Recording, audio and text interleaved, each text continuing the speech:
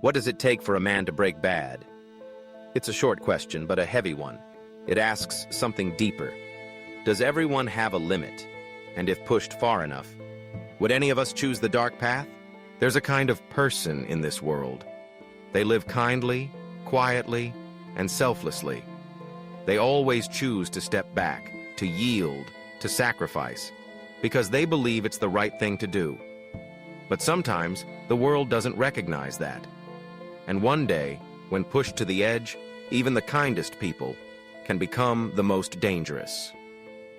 Walter White was one of those people. Walter was once a brilliant chemist. In his youth, he co-founded Gray Matter Technologies, a company that would later become a multi-billion-dollar empire. But for reasons unknown, Walter sold his shares for just $5,000. The company soared to success. Walter? He became a high school chemistry teacher, scraping by on a meager salary. From a genius to a nobody.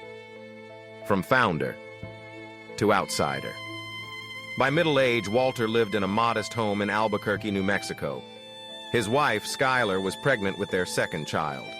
His teenage son had mild cerebral palsy and struggled to walk.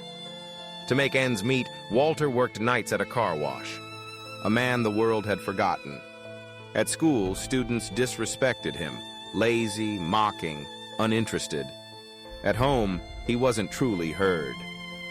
Skylar controlled everything, from their finances to their daily routine. He had no voice, no power, no freedom.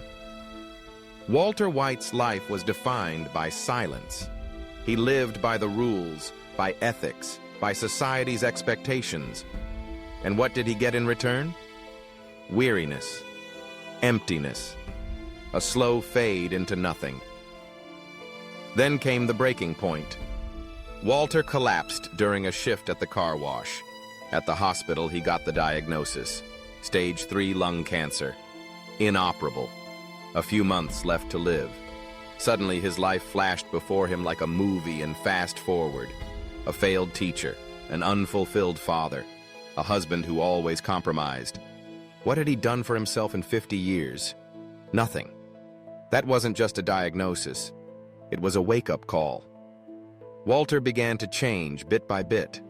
First, silence, then panic, then cold determination. He realized dying isn't the worst thing. Dying without leaving anything behind is. No legacy, no money for his family, not even respect. Then, one day, on a ride-along with his DEA brother-in-law, Hank Schrader, Walter witnessed a meth lab raid. But he didn't just see a crime. He saw an opportunity. In just a few hours, drug dealers could make tens of thousands of dollars. And Walter, a chemistry genius, could make meth purer than anyone out there. A thought sparked, and it never left. He sought out a former student, Jesse Pinkman, a slacker, an addict, a dropout. But Jesse had connections in the drug world. Walter made him an offer. I cook, you sell, 50-50 split. At first, Jesse thought his old teacher was crazy. But when he saw that perfect crystal blue meth, nearly 100% pure, he realized Walter White wasn't kidding. Walter White was gone. A new name had been born, Heisenberg. No emotions, no mercy, no hesitation. He was no longer just a teacher. He was a man doing the right thing, in the wrongest way possible. Why did he change? To leave money for his family? Maybe. Because he had no other choice? Sure.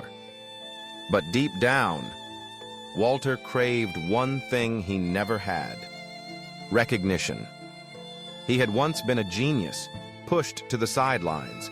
Now he wanted to show the world. He could do it all, without anyone's permission, without bowing to anyone. Walter White was no longer just a high school chemistry teacher. After receiving a death sentence, stage 3 lung cancer, he chose not to surrender. He chose to cook meth. He stepped into the darkness, not because he wanted to, but because he had to. But once he crossed that line, he could never go back. After a ride along with his brother-in-law Hank, a DEA agent, Walter learned how the drug world worked, how meth labs were busted, how dealers operated, and most importantly, how much money could be made. Tens of thousands of dollars per batch. He didn't see crime. He saw a window of opportunity, his one shot to leave something behind for his family before he died. So he turned to Jesse Pinkman, a former student, a burnout, a junkie, a failure. But Jesse had connections to the drug trade. Walter made him an offer. I cook, you sell, 50-50 split. Jesse laughed, thought his old teacher had lost it. But that changed the moment they drove a beat-up RV out into the desert. Walter cooked his first batch, and the result was something no one had ever seen. Crystalline meth, shimmering blue, 99.1% pure. Jesse was stunned. This wasn't just meth. This was a statement. I'm not like the others. Walter didn't cook like a criminal. He cooked like a scientist, with precision, passion, and pride. It wasn't just a drug. It was Heisenberg's first masterpiece. But the drug world isn't built for romantic notions. Jesse tried to sell the product to Crazy 8 and Emilio, two small-time dealers. But when they suspected Walter might be DEA, things turned. Jesse got beat up. Walter was interrogated. And then, in a moment of pure survival, Walter used his chemistry skills to create phosphine gas, killing Emilio inside the RV. Crazy 8 passed out. One dead, one alive. Walter now faced a choice: kill Crazy 8 or let him go. He chained the man in the basement, bringing him food and water daily. He wrote out a list, reasons to kill him and reasons not to. He wrestled with his conscience. But when he discovered Crazy 8 had hidden a shard of glass to stab him, Walter made his choice. He strangled him. It was the first time he killed a man. Afterwards, he vomited, sat in silence for hours. But deep in his eyes, something had shifted. Walter, the husband, the father, the teacher, had touched the darkness. And the terrifying part? He survived it. He knew he could do it again. The name Heisenberg wasn't chosen at random. It was inspired by the famous physicist who coined the uncertainty principle, and Walter himself had become uncertain. No one could predict what he'd do next. No one could say if he had any moral line left. From then on, the black hat, the sunglasses, the shaved beard became his new identity. He wasn't hiding behind Walter White anymore. He accepted it. Heisenberg wasn't a disguise. He was real, a dangerous, cold, terrifying man, but also free. Walter kept telling his wife, Skylar, that everything he did was for the family. But the audience started to see the cracks. Walter lied. He manipulated, he controlled, and he began to enjoy it, the feeling of being in charge. He had gone from a nobody to the center of a chaotic world. And in that world, he decided who lived and who died. In one now iconic scene, Skylar nervously asks if he's in danger. Walter looks at her, calm, unwavering, and replies, "You clearly don't know who you're talking to, so let me clue you in. I'm not in danger, Skylar. I am the danger. A guy opens his door and gets shot, and you think that of me? No, I am the one who knocks." That was the moment Heisenberg stopped being a mask. He had fully taken over. From a dying father, a forgotten teacher, Walter White had crossed the line. There was no going back, no pretending he could be the same man again. And the scariest part? He was good at it. I didn't do it for the money. I did it because I was good at it. And I was alive. When a good man discovers his own power and stops fearing the consequences, he doesn't just become a kingpin. He becomes the threat no one saw coming. Heisenberg was born, and the criminal world began to tremble. After the early chaos, Walter White, or more accurately, Heisenberg, was no longer just an amateur in the drug world. He had killed. He had cooked the best product. He had lied and manipulated. But what truly made him dangerous wasn't any of that. It was this. He learned how to play the power game with intelligence. In the drug trade, power is usually measured in guns, muscle, and bloodshed. But Walter took a different path. He had no weapons, no crew, no muscle. The only thing he had was chemistry, and a mind sharper than anyone else's.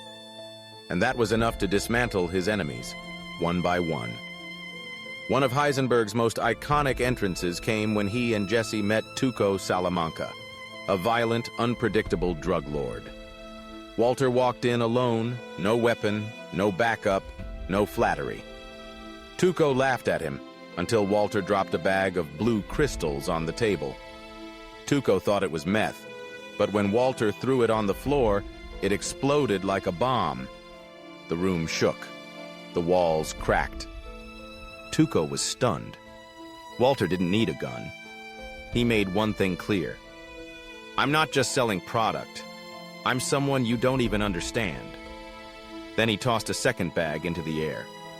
This one was real. If you don't do what I say, Walter warned, I'll blow this place sky high. Tuco backed down. A new kind of kingpin had arrived, without firing a single shot. Walter signed a deal with Tuco.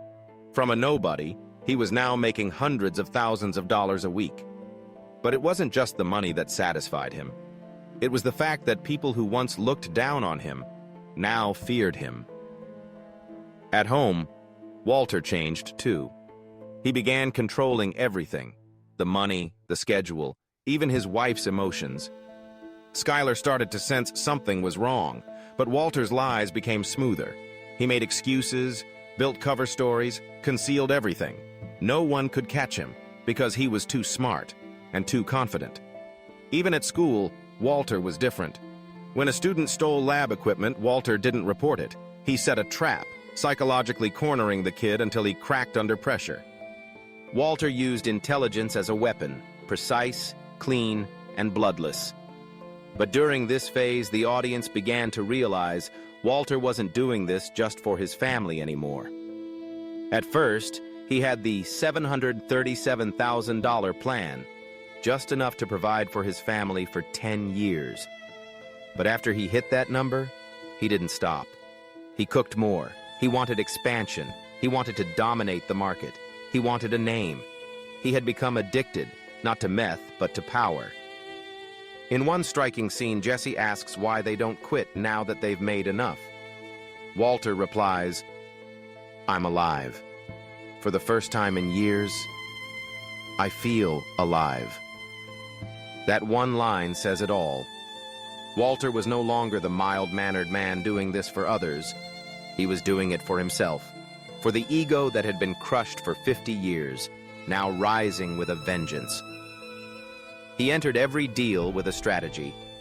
When the DEA started closing in, he revamped his entire process, cooking on the move out of a mobile meth lab.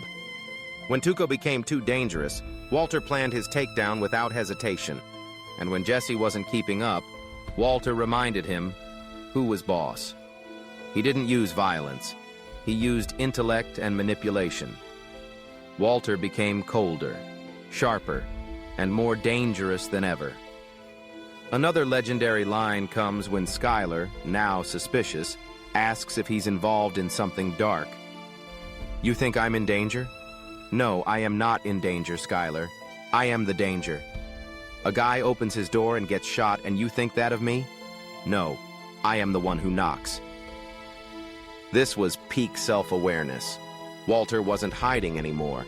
He wasn't making excuses.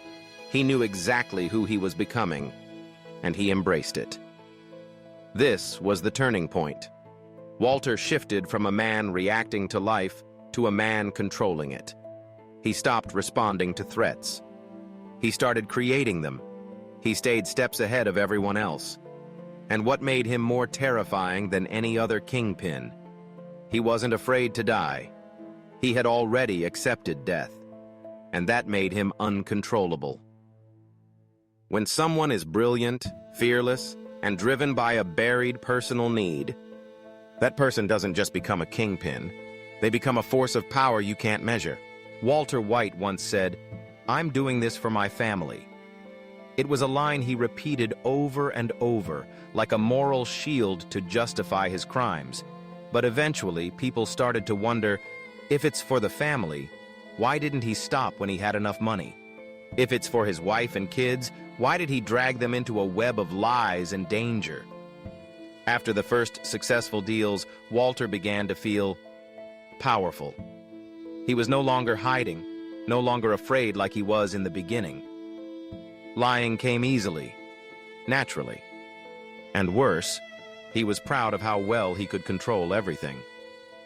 Skylar, his wife, started to feel it too. Something was off. Walter disappeared for hours. He came home with strange smells, dirty clothes, and an oddly euphoric energy. Skylar grew suspicious. She questioned him. She followed him. But what terrified her wasn't that he might be cheating. It was that he didn't seem afraid of being caught. When confronted, Walter didn't apologize. He didn't explain.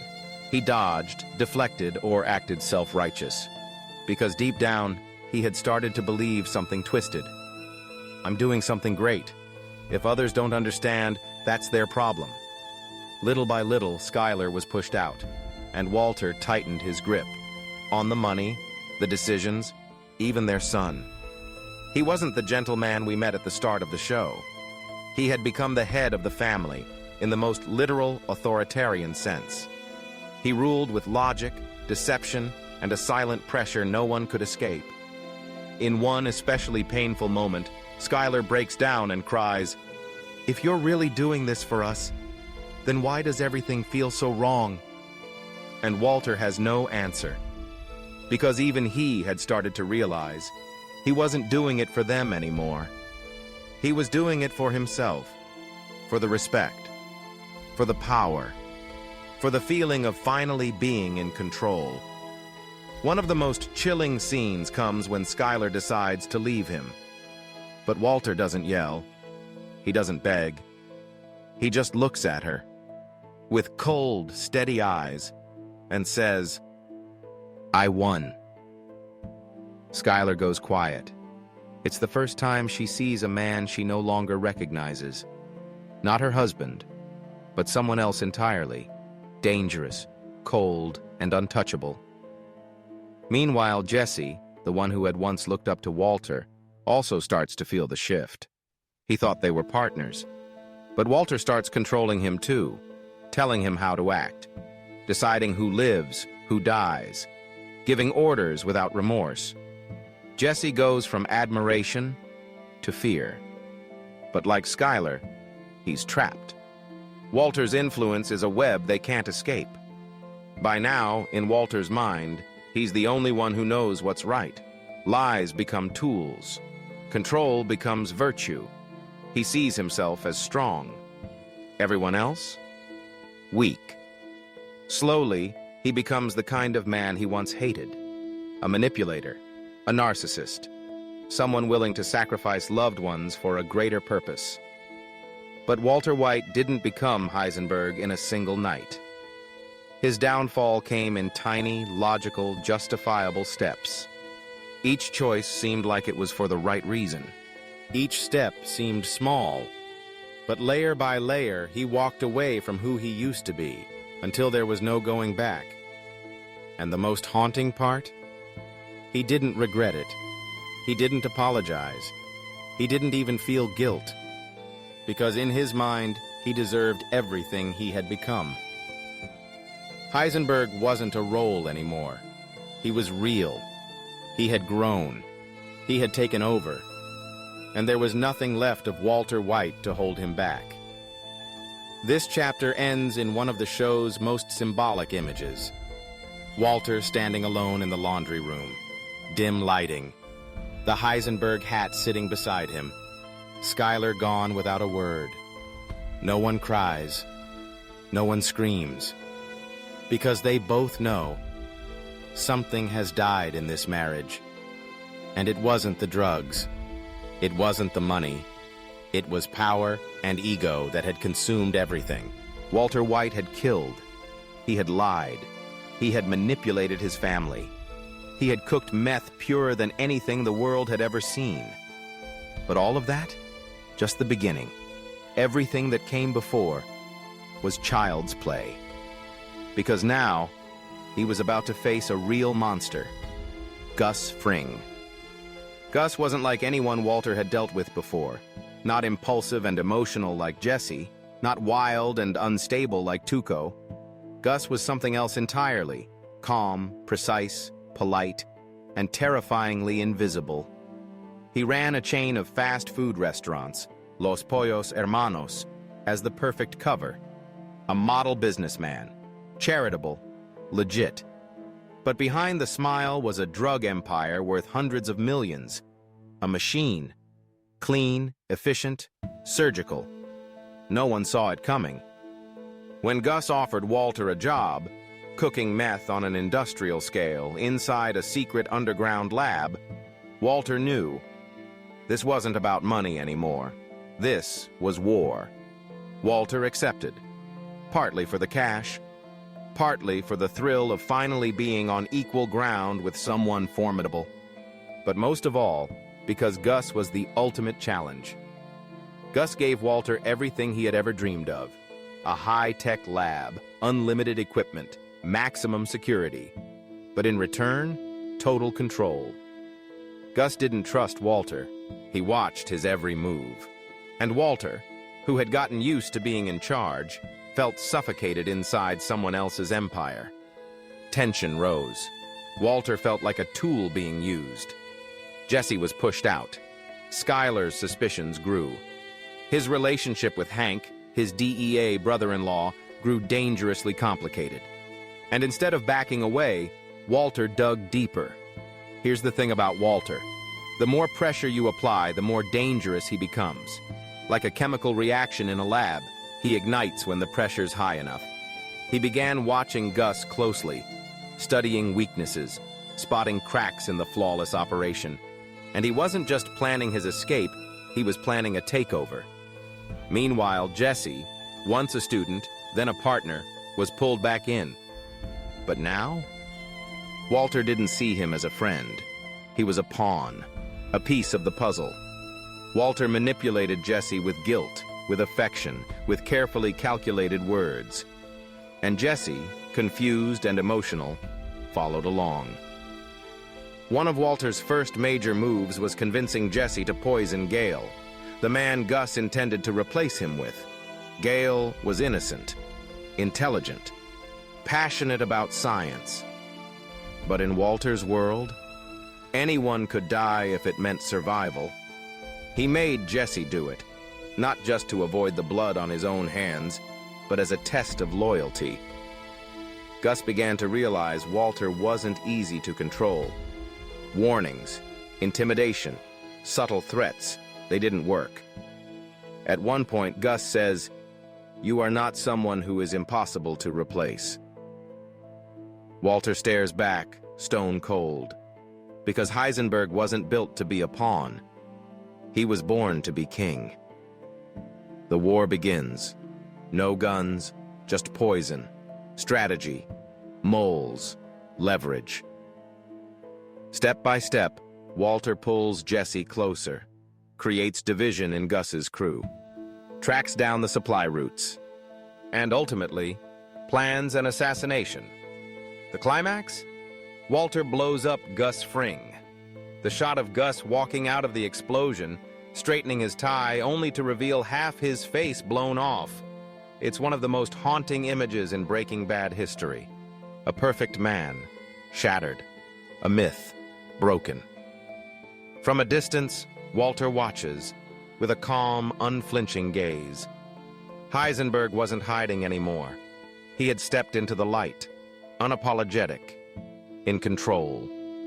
The final scene says it all. Walter stands on his rooftop. He answers a call from Skylar. Her voice trembling. "Did you?" Walter replies, cool and direct. It's done.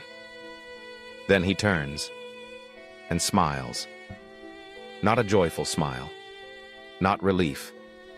The smile of a man who just won. After Gus Fring's death, Walter White officially became the king. No one above him.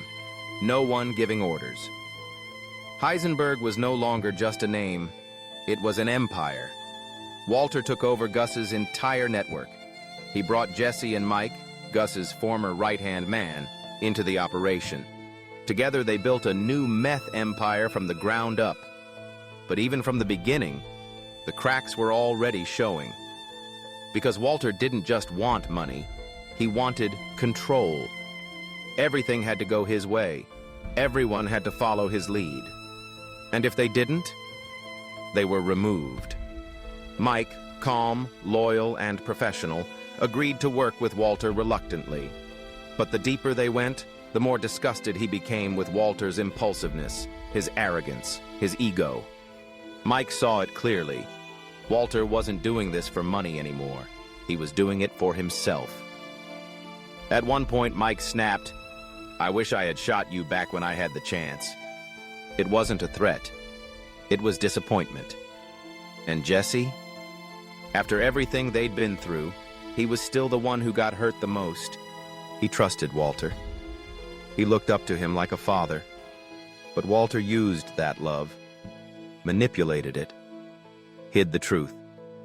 He pushed Jesse into terrible choices, like when Brock, Jesse's girlfriend's little brother, was poisoned with ricin.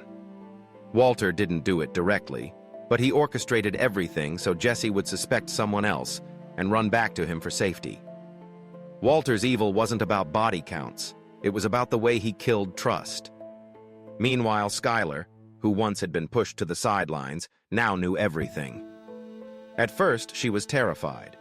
Then she played along, helping him launder money through the car wash. But over time, she became sickened by who Walter had become. She stopped sleeping beside him, stopped meeting his eyes. And in one haunting moment by the pool, she quietly asked, "How many people do you have to kill before you stop?" That was the moment we knew. Walter had lost her for good. Walter was winning, but alone. He had more money than he could count, more power than anyone dared to challenge, but he had no one left beside him. Jesse? Suspicious. Mike? One step from betrayal. Skylar? A silent stranger. Walt Jr.? Still loved his father, but had no idea he was a monster. And then, the cost of power came due. Mike wanted out. He wanted to disappear. But Walter couldn't let go. In a moment of anger, or more accurately, blind pride, Walter shot Mike by the riverbank. No warning, no hesitation, just one bullet. And after Mike collapsed, Walter stood there shaken, muttering, "I just needed the names. I didn't have to kill you." But regret didn't matter. Mike was dead. Jesse walked away. Skylar slipped into depression, and the DEA, with Hank at the lead, was closing in. Walter began to realize his empire wasn't sustainable. He buried tens of millions of dollars in the desert. Pointless, because he had no one left to trust, no one to pass it on to, no one to share it with. Heisenberg, once a name that struck fear across the underworld, was now just a lonely man clinging to power. And then came the twist Walter never saw coming. Hank, his brother-in-law, sitting on the toilet, flipping through a book of poetry. Suddenly realizing who Heisenberg really was, the look on Hank's face said it all. No more jokes, no more ignorance. This was the man who had deceived his family, the government, and the entire world. Hank started digging, and for the first time in months, Walter was afraid. There was no Gus to blame, no fall guy to take the heat. He knew this was the beginning of the end. Desperate to hold things together, Walter tried to keep Skylar quiet, tried to make peace with Jesse, tried to reason with Hank using empty words, but it was too late. He had crossed too many lines. And now, everything was unraveling, not through violence, but through collapse from within. Money couldn't save him. Reputation couldn't shield him. And family, the thing he always claimed to be doing this for, was shattered beyond repair. And then, Walter finally faced the most bitter truth of all. He won everything except himself. Everything unraveled from one small moment. A quiet evening. Walter sat alone in the bathroom, flipping through a book of poetry. On the first page, a simple inscription. To WWW, from GB. Gale Boeticher, the chemist Walter had indirectly killed to secure his throne. Hank found the book. And in a single blink, everything fell apart. No more jokes. No more thinking of Walter as the bumbling brother-in-law. Hank saw something in Walter's eyes he had never imagined. A killer. A meth kingpin. A manipulator who had lived among them all this time, right inside their family, right in the heart of America. The hunt began. But this time, Walter wasn't in control. He wasn't the cold, calculating Heisenberg who strolled into Tuco's lair, or the mastermind who blew up Gus Fring. He was prey, being hunted, suspected, betrayed, and slowly losing everything. Hank confronted him head-on, evidence in hand, voice cold, threats clear. Walter tried to deny it. Then he tried to negotiate. Then he tried to intimidate. But Hank wasn't Jesse. No one believed Walter anymore. For the first time, he was completely out of moves. Skylar got dragged in. Jesse was tailed by the DEA. Walter scrambled to hide his fortune, burying barrels of cash in the desert, memorizing the coordinates as 3 numbers. But then came the final blow. Jesse found out the truth, that Walter had poisoned Brock. The collapse didn't come from the DEA. It came from Jesse, the boy who once called him Mr. White, who cried from guilt after killing for him. "Now!" Jesse snapped. He turned. He handed Walter over to Hank. And Walter, desperate to keep his secrets buried, made one last move. He called Jack and his gang of neo-Nazis and ordered them to kill. The shootout between Jack's men and the DEA was brutal. Hank, knowing it was over, still held his head high. Walter begged Jack to spare him, offered money, pleaded. But Hank just looked at him and said, "You're the smartest guy I ever met, Walter. So stop acting like you don't know what's about to happen." Then, one shot. Hank was dead. And Walter? Completely broken. No more excuses. No more dignity. No more for the family. Walter was driven out of his own home. Skylar slashed at him with a knife. Walter Jr. watched in horror and called the police. Walter fled, desperate, clutching one final bag of cash, and vanished. From the mighty Heisenberg, drug lord and mastermind, he became a fugitive, alone, hiding in a frozen cabin in the middle of nowhere. No friends, no family, no name in the news. Just silence, just ghosts. He spent his days watching old videotapes of his son, drinking bitter coffee, coughing, staring at the walls. And then, finally, he saw it. Everything he did, it was never for his family. It was for himself, for his ego, for the thrill of being good at something, for the feeling of being powerful, respected, feared. That was the most painful truth, and the only one that set him free. Heisenberg, in the end, was just a man, and that man was wrong. Walter White, after everything, is now just a shadow. A man on the run, hiding in the frozen mountains, kept alive by a stranger who brings him supplies in exchange for cash. No phone, no friends, no future. The cancer is back. Death is closer than ever. But Walter can't die like this.